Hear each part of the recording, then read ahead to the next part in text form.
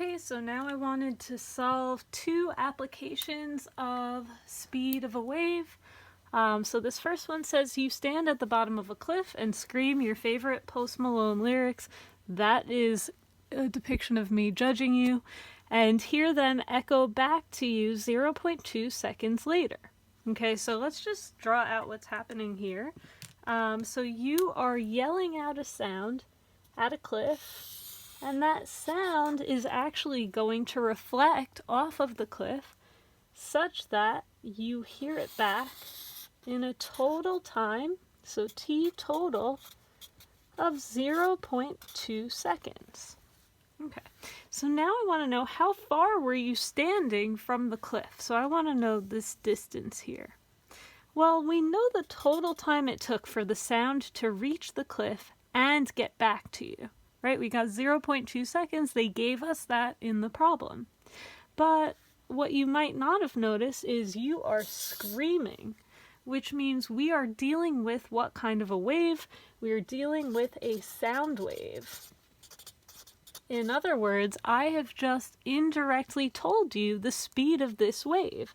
So the speed of sound, now I previously gave it to you as 3 times 10 to the second, but let's just use the exact number. So we're going to use 331 meters per second, and you can find this in your reference table on the first page.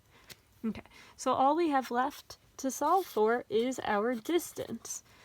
But what you'll notice here is I gave you total time to yell the lyrics out and for them to be reflected back. So you either can take this total time first and divide it by 2, or when you get your final distance, you can divide that by 2 because it's double the distance of how far you were standing from the cliff. So I'm going to just right off the bat divide this time by 2. So it really took 0.1 seconds for the sound to reach the cliff. And that's really what I'm concerned with because I want to know how far was I from the cliff.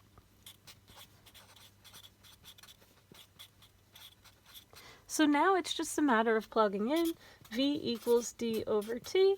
Speed of sound is 331 meters per second, and that's equal to an unknown distance divided by 0.1 seconds.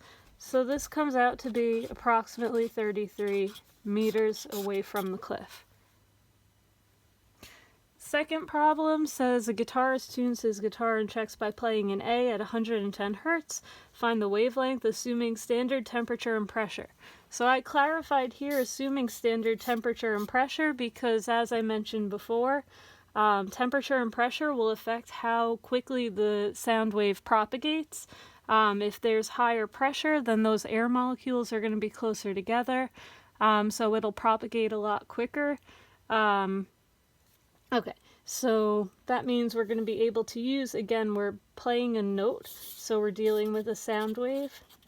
So we know the speed of sound in standard temperature and pressure is equal to 331 meters per second. And here I have given you the frequency of the note, which is 110 Hertz. And all I want to know is the wavelength, or lambda. So it's a matter of just plugging in v equals f lambda. 331 meters per second is equal to 110 Hertz times an unknown wavelength. And so your wavelength comes out to be approximately 3 meters. Okay.